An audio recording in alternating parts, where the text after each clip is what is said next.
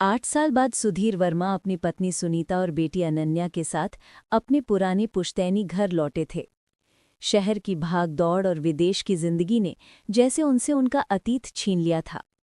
लेकिन जैसे ही वो घर की चौखट पार करते हैं, दीवारों की सीलन और हवा में बसी पुरानी खुशबू फिर से उन्हें अतीत में खींच लेती है।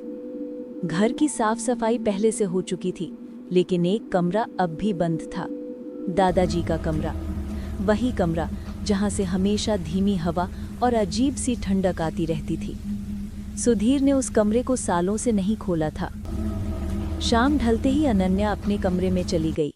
घर में सन्नाटा था, बस पुराने पंखे की चरमराती आवाज और दीवार घड़ी की टिक टिक। रात गहराई तो अचानक एक हल्की सी धुन सुनाई दी, जैसे किसी पुराने रेडियो से कोई गीत बज रहा हो, धीमा, टूटता फूटता पर बेहद परिचित सा। अनन्या ने चादर हटाई और आवाज की दिशा में चल पड़ी। वो दादाजी के कमरे तक पहुंची, जो अब अपने आप खुला पड़ा था। अंदर धूल, जाले और एक टूटा हुआ रेडियो रखा था। वही पुराना रेडियो जो कभी दादाजी सुनते थे। उसकी सुई खुद ब खुद घूम रही थी और उसमें से पुराने जमाने का गाना बज रहा था। सुनिए, पुरानी यादों के गीत। अनन्या के चेहरे पर हल्की मुस्कान आई। उसने रेडियो छूने के लिए हाथ बढ़ाया, लेकिन जैसे ही उसने रेडियो को छुआ, वो धुन अचानक बंद हो गई।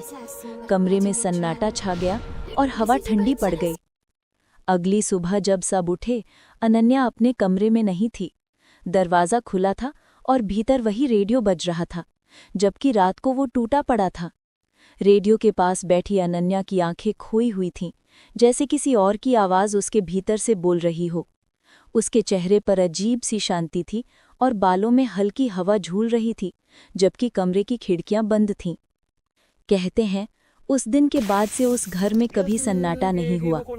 हर रात 12 बजे के बाद वो पुराना रेडियो अपने आप बज उठता था, कभी धीमे सुरों में, कभी टूटी फूटी धुनों में, जैसे कोई अनकही बात कहने की कोशिश कर रहा हो। लोगों का मानना है कि वो दादाजी की आत्मा थी, जो अब भी उसी घर में बसी हुई है। और अब जब भी कोई उस रेडियो को छूता है, तो धुन बदल जाती है, उस इंसान की धड़कन की लय में।